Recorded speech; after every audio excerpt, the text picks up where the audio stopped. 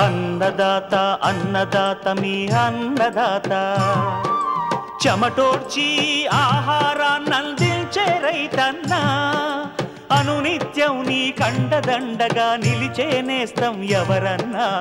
అన్నదాత అన్నదాత మీ అన్నదాత.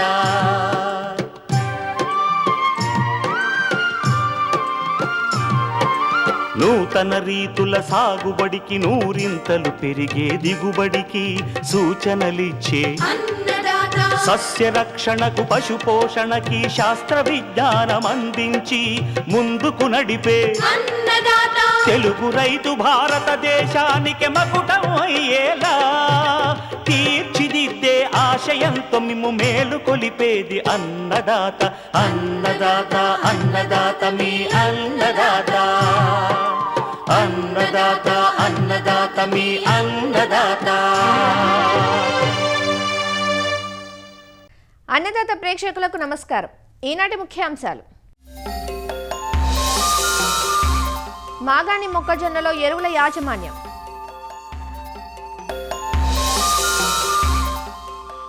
వేసవి ప్రొద్దుతిరుగుడు సాగులో మెళకువలు, పుచ్చలో చీడపీడలు సస్యరక్షణ,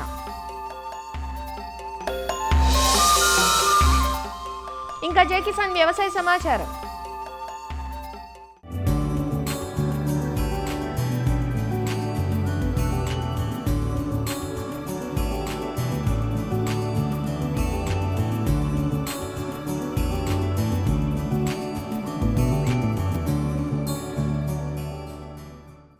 ఇరు తెలుగు రాష్ట్రాల్లో మొక్కజొన్నను రెండవ పంటగా మాగాణుల్లో సాగు చేస్తుంటారు. వరి కోతలయ్యాక పొలం దున్నకుండా నవంబర్-డిసెంబర్ మాసాల్లో జీరో టిల్లేజ్ పద్ధతిలో చాళ్లలో విత్తుకుంటారు. పొలం దున్ని సాగు చేసేటట్లయితే వేసవి పంటగా జనవరి మాసంలో సాగు చేస్తారు. దున్ని సాగు చేసినా దున్నకుండా సాగు చేసినా మొక్కజొన్నకు ఎరువుల యాజమాన్యం ఒకే విధంగా ఉంటుంది. మొక్కజొన్న పోషకాలను అధికంగా గ్రహించే పంట.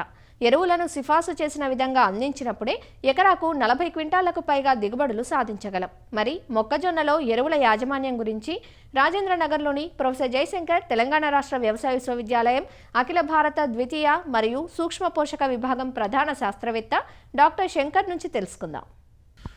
దాదాపుగా మనము రబీలో మొక్కజొన్న వరి తర్వాత అతి ముఖ్య ప్రధానమైన పంటగా మనం తెలంగాణ జిల్లాలో రైతులు దాదాపుగా ఒక 14 నుంచి 15 లక్షల ఎకరాల్లో సాగు చేస్తూ రామారామిగా 14 నుంచి 15 క్వింటాల ఎకరాకు దిగుబడి పొందుతున్నారు ప్రస్తుత తరుణంలో. మొక్కజొన్నలో మనం 2-3 రకాలుగా మాట్లాడుకోవచ్చు. సూటి రకాలు, తర్వాత తీపి రకాలు, కండి రకాలు, పెళ్ళల రకాలు అనే మొక్కను సాగు చేస్తాము.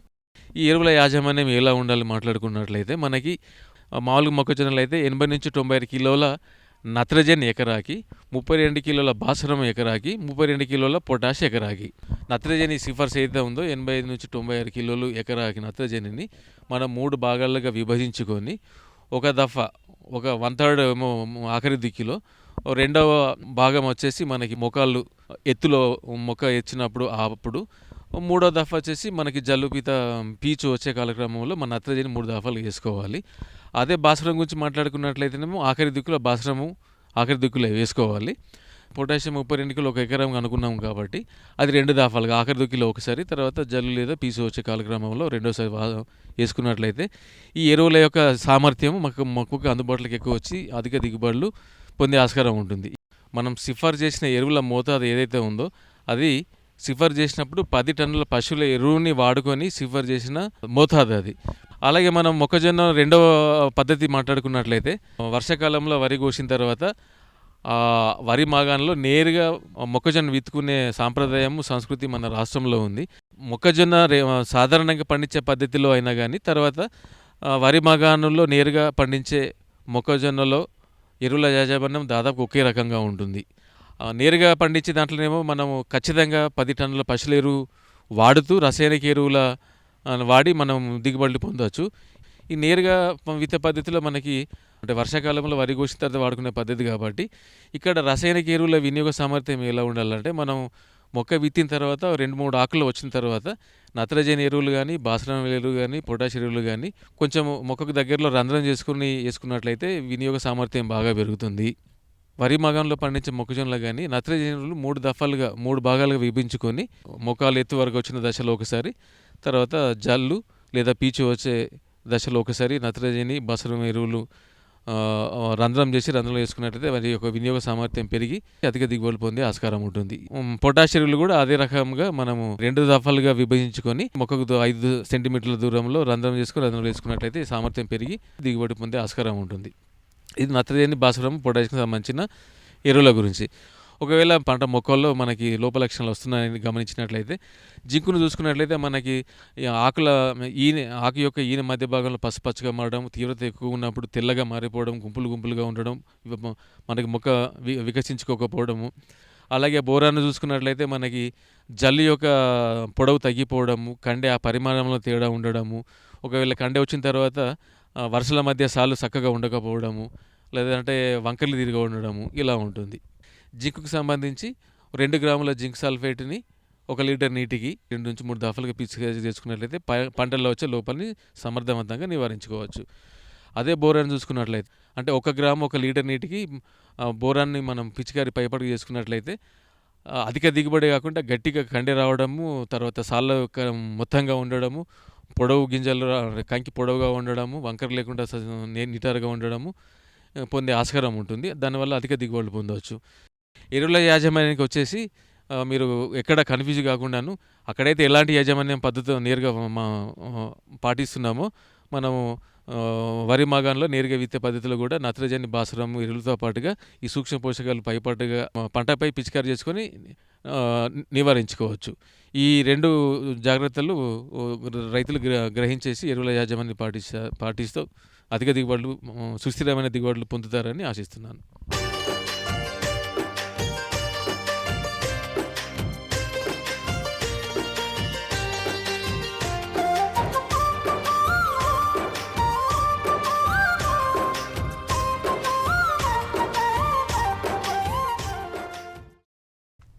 నూనె గింజల పంటల్లో వేరుశెనగ తర్వాత స్థానం ఆక్రమించింది ప్రొద్దుతిరుగుడు. ఖరీఫ్లో సాగు చేసిన వరి, పత్తి పంటలు తీసుకున్న అనంతరం వేసవి పంటగా ప్రొద్దుతిరుగుడును సాగు చేసుకోవచ్చు. వేసవి పంటను నీటి వసతి క్రింద సాగు చేస్తారు. అయితే ఏ ఒక్క రైతో పంటను సాగు చేయటం కన్నా ఆ ప్రాంతంలోని రైతులందరూ కలిసి పంటను సాగు చేస్తే పక్షుల బారి నుండి పైరును కాపాడుకోవచ్చు. జనవరి 15 నుంచి ఫిబ్రవరి 15 వరకు వేసవి పంటగా విత్తుకునే అవకాశం ఉన్న ప్రొద్దుతిరుగుడు సాగులో రకాల ఎంపిక మొదలు శాస్త్రీయ యాజమాన్య పద్ధతులు పాటించినట్లయితే ఎకరాకు 15 క్వింటాల దిగుబడి పొందవచ్చు. వేసవి ప్రొద్దుతిరుగుడు సాగులో మెలకువలను వివరిస్తున్నారు ప్రొఫెసర్ జయశంకర్, తెలంగాణ రాష్ట్ర వ్యవసాయ విశ్వవిద్యాలయం Palem Krishi Vignana Kendram program coordinator doctor Prabhakar Reddy. Telangana రాష్ట్రంలో 2000 హెక్టార్లలో ఈ యాసంగి పంట కాలంలో ఈ పొద్దుతిరుగుడు సాగు చేపడుతున్నారు. ముఖ్యంగా చూసినట్లయితే మనకి వానాకాలం వరి పంట పండించిన తర్వాత లేదంటే వానాకాలంలో పత్తి పంట పండించిన తర్వాత కూడా ఈ జనవరి 15 నుంచి ఫిబ్రవరి 15 వరకు కూడా సమ్మర్ పంటగా, వేసవి పంటగా కూడా ఈ యొక్క పొద్దుతిరుగుడు పంటను పండించుకునే అవకాశం ఉంది. ముఖ్యంగా చూసినట్లయితే ఈ పొద్దుతిరుగుడు పంటకి అన్ని రకాల నేలలు అనుకూలం. తేలిక నేలలు, దాంతోపాటు బరువు నేలలు, అన్ని రకాల నేలలు చాలా అనుకూలం. దీంట్లో ముఖ్యంగా పొద్దుతిరుగుడులో మనకు అనుకూలమైన రకాలు చూసినట్లయితే DRSH1, NRSH1, దాంతోపాటు KBSH44 అనే 3 రకాలు కూడా చాలా అనుకూలమైన రకాలు, హైబ్రిడ్ రకాలు. సో మన ప్రాంతాలకి చాలా అనుకూలమైన రకాలు. ఈ యొక్క పంటకి ఒక ఎకరాకి 2.5 నుంచి 3 కిలోల వరకు విత్తనం అవసరం అవుతుంది.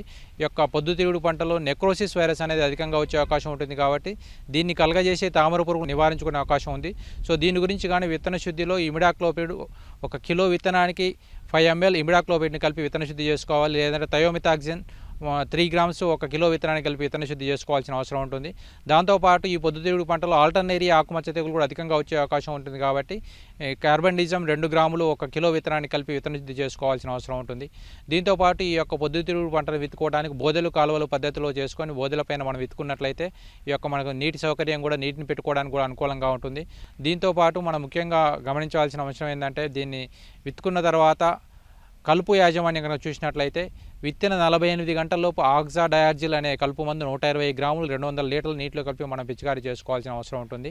తర్వాత పైనుంచి వచ్చే కలుపు నివారించుకోవడానికి అంతర్కృషి చేసుకోవడం ద్వారా కానీ కూలీలతో కలుపును కంట్రోల్ చేసుకోవాల్సిన అవసరం ఉంటుంది. దీంతోపాటు రసాయన ఎరువుల యాజమాన్యం కనుక చూసినట్లయితే ఈ యొక్క పొద్దుతిరుగుడు పంటకు మనము సిఫారసు చేసిన 60 కిలోల యూరియాను 3 సార్లు విత్తేటప్పుడు, విత్తిన 30 రోజుల తర్వాత, విత్తిన 55 రోజుల తర్వాత, ఈ విధంగా 3 సార్లు మనం ఈ యూరియాను ప్రతిసారి 20 కిలోలు వేసుకోవాల్సిన అవసరం ఉంటుంది. దాంతోపాటు సిఫారసు చేయబడిన భాస్వరం, పొటాషియం మొత్తం అంటే 2 బ్యాగుల డిఏపి, దాంతోపాటు 1/2 బ్యాగు పొటాషియం మొత్తం కూడా విత్తేటప్పుడు వేసుకోవాల్సిన అవసరం ఉంటుంది. దీంతోపాటు ఈ పొద్దుతిరుగుడులో గంధకం మరియు బోరాన్ చాలా ముఖ్యమైనది. ఎప్పుడైతే గంధకం యొక్క లోపం గమనించినప్పుడు నేలలో 10 ppm కంటే ఈ యొక్క గంధకం మోతాదు అనేది తక్కువగా ఉన్నప్పుడు మనం ఒక ఎకరాకి 60 కిలోల జిప్సన్ వేసుకొని ఈ యొక్క గంధక లోపాన్ని కూడా చాలా వరకు నివారించుకోవచ్చు. ఇంకోటి, ఎక్కడైతే మనకు పొద్దుతిరుగుడు పంటలో బోరాన్ ధాతు లోపం గమనించినప్పుడు దీన్ని నివారించుకోవడానికి 2 గ్రాముల బోరాక్స్ 1 లీటర్ నీటి కలిపి వారం రోజుల 2 సార్లు పిచికారీ చేసుకోవాల్సిన అవసరం ఉంటుంది. ముఖ్యంగా ఈ యొక్క పొద్దుతిరుగుడు పంటలో ఆకర్షక పత్రాలు వికసించుకునే దశలో ఈ యొక్క బోరాన్ లోపం తీవ్రత ఎక్కువ కనబడుతుంది కాబట్టి తప్పనిసరిగా పైపాటుగా మనం పిచికారీ చేసుకోవాల్సిన అవసరం ఉంటుంది.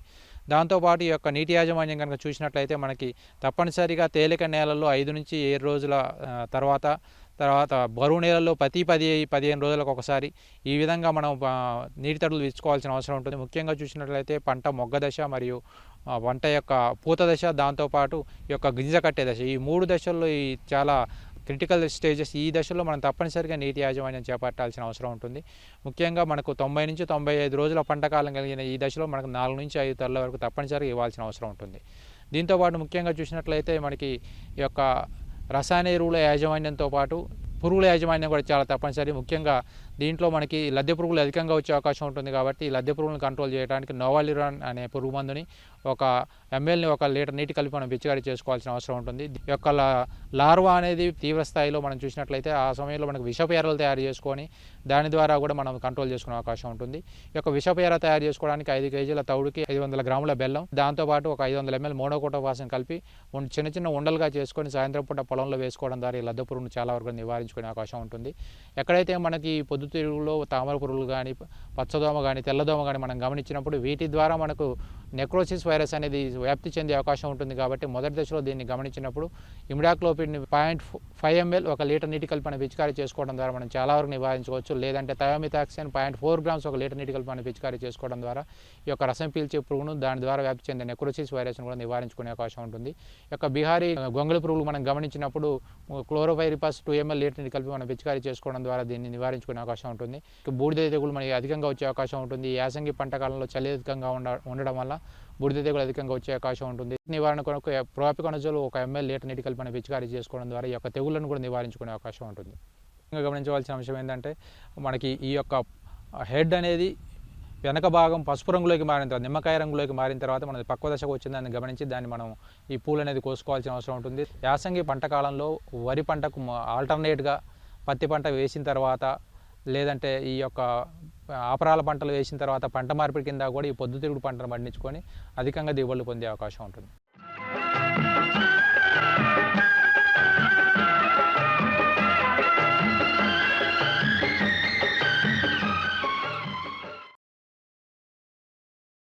అన్నదాత టోల్ ఫ్రీ నెంబర్ ద్వారా పంటల సాగులో రైతులు లేవనెత్తే సందేహాలకు దృశ్య రూపం మీకోసం. బొప్పాయి సాగు చేయాలనుకుంటున్నాము, సాగు విధానం ఎలానో చూపించండి అంటూ అడుగుతున్నారు అనకాపల్లి జిల్లా జగ్గంపేట నుంచి చిట్టిబాబు. తెలుగు రాష్ట్రాలలోని అన్ని ప్రాంతాలు బొప్పాయి సాగుకు అనుకూలం. ఇతర పండ్లతో పోలిస్తే బొప్పాయిలో కెరోటిన్ అత్యధికంగా ఉంది. విటమిన్లు పుష్కలంగా లభ్యం కావటం, ఆరోగ్యానికి మేలు చేసే వివిధ ఔషధ గుణాలు బొప్పాయిలో మెండుగా ఉండటం వల్ల నానాటికి వినియోగం పెరుగుతోంది. బొప్పాయి ఉష్ణమండలపు పంట. 32 డిగ్రీల నుంచి 38 డిగ్రీల మధ్య మొక్కలు బాగా పెరుగుతాయి. నీరు నిలువని ఎర్రగరప నేలలు, తేలికపాటి నల్లభూములు సాగుకు అనుకూలంగా ఉంటాయి. మురుగునీటి సౌకర్యం ఉండాలి. నీటి వసతి ఉంటే బొప్పాయిని సంవత్సరం పొడవునా నాటుకోవచ్చు. ఉదజని సూచిక 6.5 నుంచి 7 మధ్య ఉన్న నేలలు అనువుగా ఉంటాయి. బొప్పాయి సాగులో ఇటీవలి కాలంలో ప్రాచుర్యం పొందిన రకం థైవాన్ రెడ్ లేడీ 786. ఈ రకంతో పాటు Washington, solo, Coimbatore 1, Coimbatore 2, Pusa delicious, Pusa majestic రకాలు రైతులకు అందుబాటులో ఉన్నాయి. బొప్పాయిని విత్తనం ద్వారా ప్రవర్ధనం చేస్తారు. ఎకరాకు 20 గ్రాముల విత్తనం సరిపోతుంది. కిలో విత్తనానికి 5 మిల్లీలీటర్ల ఇమిడా క్లోప్రిడ్ FS మందును కలిపి విత్తన శుద్ధి చేసుకున్నట్లయితే రసం పీల్చు పురుగులను కొంతవరకు అరికట్టవచ్చు. ఈ విత్తనాలను ప్లాస్టిక్ సంచులలో విత్తుకుని నారు మొక్కలను పెంచుకోవాలి.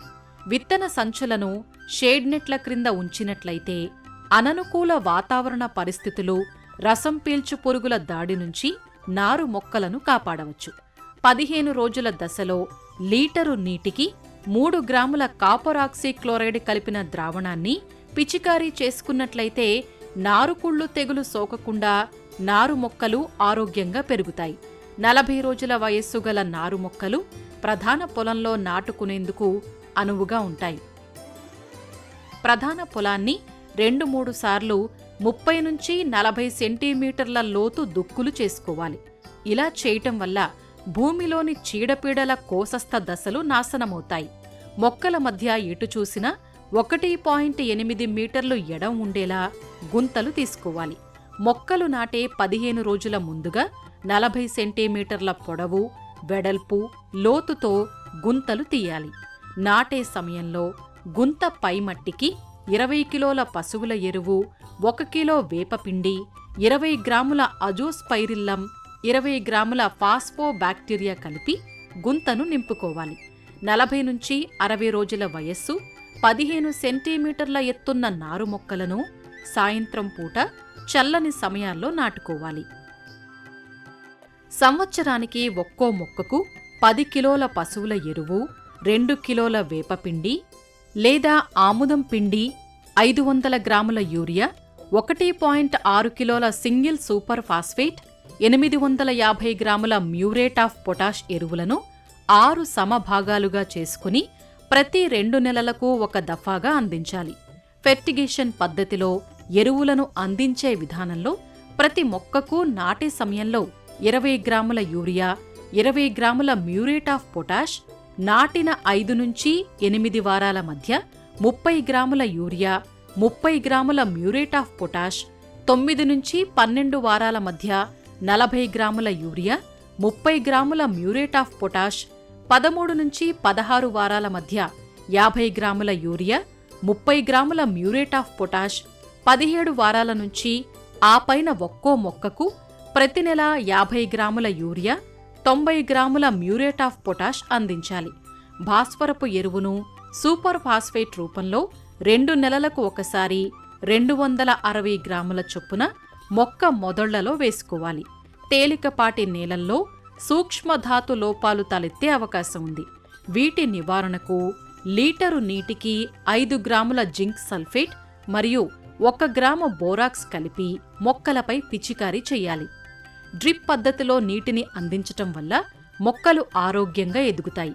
చిన్న మొక్కలకైతే 2 రోజులకొకసారి 8 లీటర్ల నీటిని, పెద్ద మొక్కకు వేసవిలో ప్రతిరోజు 25 లీటర్ల నీరు అందేలా ఏర్పాటు చేసుకోవాలి.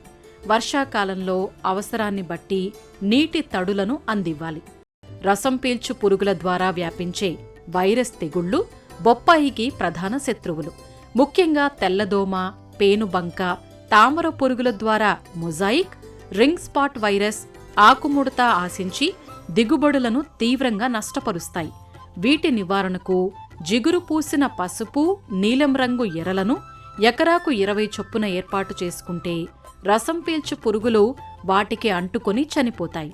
తొలి దశలో లీటరు నీటికి 5 మిల్లీలీటర్ల వేప నూనె కలిపి పిచికారీ చెయ్యాలి.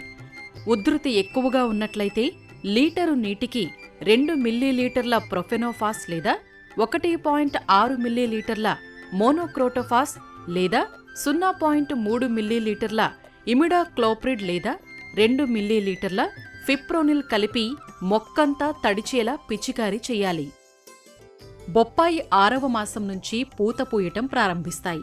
9వ నెల నుంచి మొదటి కోత తీసుకోవచ్చు. అప్పట్నుంచి ప్రతి నెల కోతలు తీసుకోవచ్చు. బొప్పాయిని ఏ దశలో కోత చేస్తున్నాం అనేది మనం ఎంచుకున్న రకం, పంపే మార్కెట్ల దూరం పైన ఆధారపడి ఉంటుంది. లోకల్ మార్కెట్లకే కాక ఢిల్లీ, ముంబై వంటి ప్రధాన మార్కెట్లను దృష్టిలో ఉంచుకుని అందుకు తగ్గట్టుగా పంట దిగుబడులు తీస్తున్నారు అభ్యుదయ రైతులు కొందరు.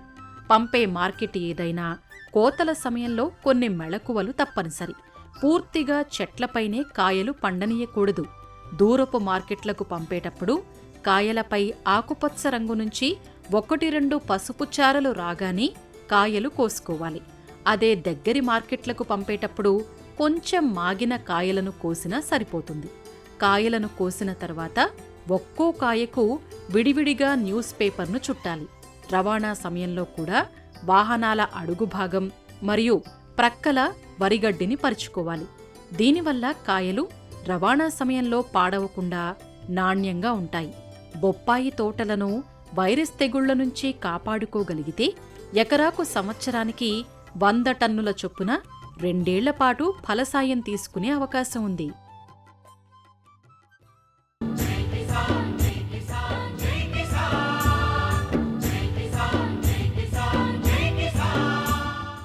వ్యవసాయ సమాచారం ఇప్పుడు జై కిసాన్లో చూద్దాం. మిరప క్రయ విక్రయాలకు పేరుగాంచిన గుంటూరు మిర్చి యార్డుకు కొత్త పంట రావటం ప్రారంభమైంది. నిన్న మొన్నటి వరకు శీతల గోదాముల్లో నిల్వ చేసిన పాత సరుకే అమ్మకాలకు వచ్చేది. అయితే కర్నూలు, కడప, ప్రకాశం జిల్లాల్లో బోర్లు, బావుల కింద ముందుగా వేసిన మిరప పంటను కోతలు కోసి రైతులు అమ్మకానికి తీసుకొస్తున్నారు. లక్షలాది బస్తాలతో గుంటూరు యార్డు కలకలలాడుతోంది. జనవరి మొదటి వారం వరకు కేవలం 60,000 బస్తాలే రాగా రెండో వారం ప్రారంభం నుంచే 1,00,000 బస్తాల మార్కును చేరుకుంది. యార్డులో సోమవారం నుంచి శుక్రవారం వరకు వారానికి 5 రోజులే క్రయ విక్రయాలు జరుగుతాయని, కాయలను కల్లాల్లోనే పూర్తిగా ఆరబెట్టుకుని అమ్మకానికి తీసుకువస్తే మంచి ధర పొందవచ్చని మార్కెటింగ్ శాఖ అధికారులు సూచిస్తున్నారు. ప్రస్తుతం మిర్చి సీజను ప్రారంభమైంది. మిర్చి యార్డుకి దాదాపు రోజుకి 40 నుంచి 50,000 బస్తాలు మిర్చి, కొత్త మిర్చి రావడం జరుగుతుంది. ముఖ్యంగా ఈ మిర్చి రాయలసీమ ఏరియా నుంచి కర్నూలు, ఆదోని, ఎమ్మెగనూరు ఆ ప్రాంతాల నుంచి మిర్చి స్టార్ట్ అయింది. మిర్చి యొక్క ధరలు ఎక్కువగా ఏంటంటే డిమాండ్, సప్లై, ఎక్స్పోర్ట్స్, ఇంపోర్ట్స్ మీద ఆధారపడి ఉంటాయి. మరి గత సంవత్సరంతో పోలిస్తే 25 నుంచి 30 వేలకి కూడా అమ్ముకున్న పరిస్థితులు ఉన్నాయి. మరి ఈ సంవత్సరం కొత్తగా సీజన్ స్టార్ట్ అయిన దృష్ట్యా కొద్దిగా ధరలలో కొద్దిగా మాంద్యత ఏర్పడే అవకాశాలు కనిపిస్తున్నాయి. కావున రైతులు ఎప్పటికప్పుడు మార్కెట్ ధరలను గమనించుకుంటూ మార్కెట్కి సరుకుల్ని తీసుకొచ్చి అమ్ముకోవలసిందిగా కోరుతున్నాం. ముఖ్యంగా తేజ వెరైటీకి 13,000 నుంచి 21,000, అదేవిధంగా బాడిగ వెరైటీకి 15,000 నుంచి 19,000 వరకు, అదే డీడీ రకం వెరైటీకి 19,500 నుంచి 21,000 వరకు కూడా ప్రస్తుతం మార్కెట్లో రేట్లు పలుకుతున్నాయి. మార్కెట్కి తీసుకొచ్చేటప్పుడు ఇక్కడ తేమతో ఉంటే రేటు తక్కువ పడే అవకాశం ఉంది కాబట్టి కల్లాల వద్దనే ఆరబెట్టుకుని తీసుకొస్తే మంచి ధర లభిస్తుంది. కర్నూలు, నందికొట్కూరు, ఆదోని, గిద్దలూరు, పోరుమామిళ్ల తదితర ప్రాంతాల నుంచి గుంటూరు మిర్చి యార్డుకు రైతులు పెద్ద ఎత్తున మిర్చిని తెస్తున్నారు. రకాల ప్రకారం నాణ్యతను నిర్ధారించి ధరలు ఇస్తారని వ్యాపారులు చెబుతున్నారు. కర్నూలు, నందికొట్కూరు, ఆదోని, గిద్దలూరు, పోరుమామిళ్ల 334, తేజ 63, 341, 26. బ్యాడ్కి మీడియం మెత్తక రకం అయితే మటుకు 12,000 నుంచి 14,000 లోపు, డ్రై మటుకు 15,000 నుంచి 16,000, సూపర్ టెన్ అయితే మటుకు మీడియం రకాల మటుకు 13,000 నుంచి 16,000, డీలక్స్ అయితే 17,000 నుంచి 19,000, తేజ అయితే మీడియం రకాలు అయితే 17,000 నుంచి 19,000, డీలక్స్ అయితే మటుకు 19,000, 20,000. ఎఫిషియెంట్ క్వాలిటీ అయితే సరుకు మెత్త రకాలు వస్తుంది సార్. ఈ ఎండకి మోడంకి మెరగాయలు ఎండట్లేదండి. దానివల్ల రైతులు బాగా కొంచెం మెత్తకు వస్తుంది. పాప అక్కడ ఎంత ట్రై చేసుకున్నా గుంటూరు వచ్చాక మెత్తకు వస్తుంది. ఈ మంచు వల్ల సరుకు ఎండలేదు కాబట్టి మార్కెట్ మీడియం రకాలు బాగా స్లోగా ఉంది. లాస్ట్ సీజన్ పోతే మీడియం రకాలు మందం సార్. బెస్ట్ క్వాలిటీ మటుకు కొంచెం 500, 400 అటు ఇటుగా ఉంది. ఎగుమతులు, డిమాండ్, సరఫరా అంశాలు మిరప ధరలపై ప్రభావం చూపుతాయని, కావున సరుకును తీసుకువచ్చే రైతులు మార్కెట్ ధరలను ఎప్పటికప్పుడు పరిశీలించుకొని అమ్మకాలు చేపట్టాలంటూ యార్డ్ అధికారులు సూచిస్తున్నారు. మరిన్ని విభిన్న అంశాలతో రేపటి అన్నదాతలో మళ్ళీ కలుసుకుందాం. అంతవరకు సెలవు. నమస్కారం. అన్నదాతలు తమ సందేహాలు, సమస్యలను 1800-425-4085 టోల్ ఫ్రీ నెంబర్లో ఉదయం 10 గంటల నుంచి 11 గంటల మధ్య పని దినాల్లో సంప్రదించగలరు. ఈ కార్యక్రమాన్ని యూట్యూబ్లో www.youtube.com/annadaata ETV లింక్ ద్వారా వీక్షించవచ్చు.